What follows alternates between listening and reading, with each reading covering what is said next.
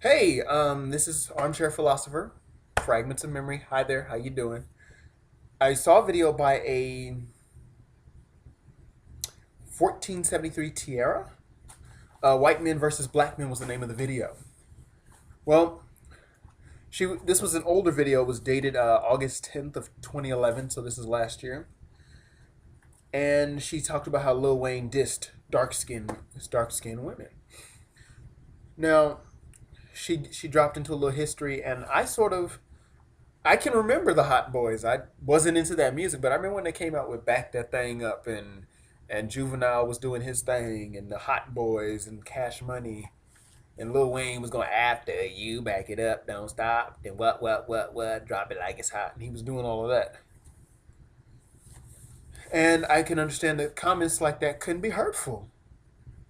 Here you are, the skin color that you are, that you were born with. You're not. It's now being said it's not good enough. It's not good enough. I don't like it. Now, we do need to put it in its proper perspective. Number one, Lil Wayne is giving his opinion. Whether I agree with that opinion or whether I vehemently disagree with it, which I do,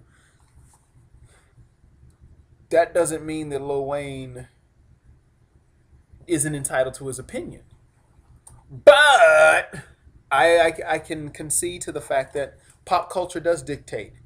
And when a celebrity when you are famous and when you have fame and when you are a celebrity, you do have a platform as well as the eyes and the ears of the public. You have the public's undivided attention. So every time you do something, there's a news reporter reporting it. You're now held up to a certain standard because you're famous, not because you're a good person, just because you're merely good at whatever you do. And I will agree that Lil Wayne he had a mother that was a black woman, dark skinned black woman. He had the mother of his daughter is a black skinned woman or a dark skinned woman, as well as his daughter being a dark skinned female. So now it does seem as though he's quote unquote putting his own kind on blast.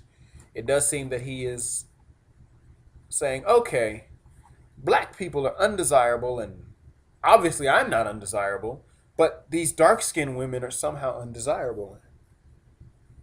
Now, I will disagree with you respectfully of a deafening silence from black skinned men because the, every video, or there are many videos I see on YouTube where there is a defense of the black woman from the high yellow to the darkest of the blackest of the night.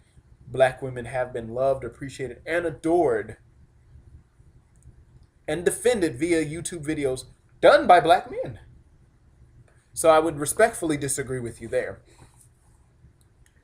But I can understand that there is that feeling of betrayal when you don't see that, when you don't see the cultural reinforcement, when you see every other culture protecting their woman, as it were, like whites, Asians, Hispanics, whatever. But we as black men are seen to be asleep at the helm when it comes to the loving and the protection of the woman.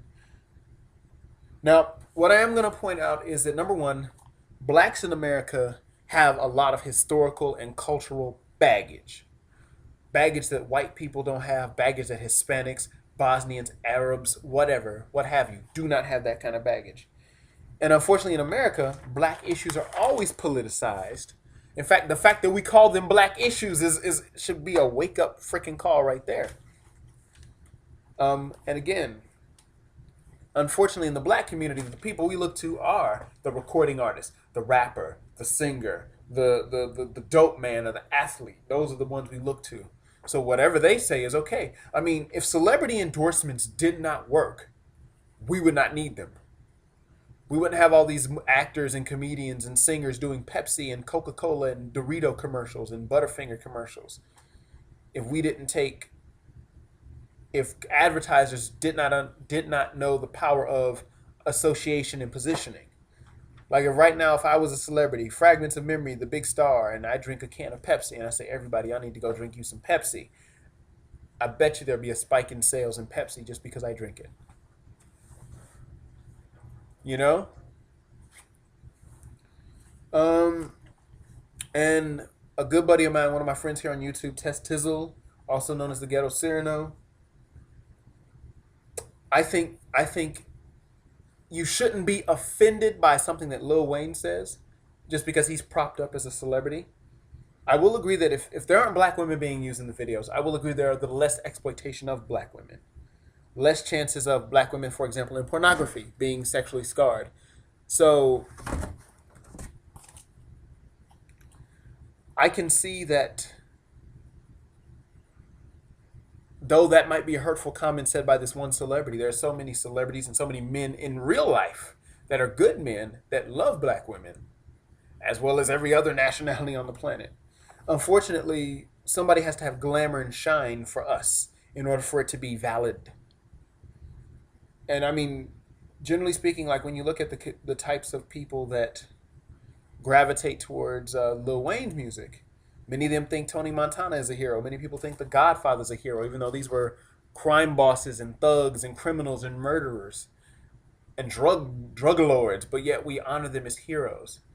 So I think that though you have every right to feel how you want to feel, I just want to say reconsider and realize that if Lil Wayne isn't feeling the dark skinned woman and you're a dark skinned woman, to hell with him.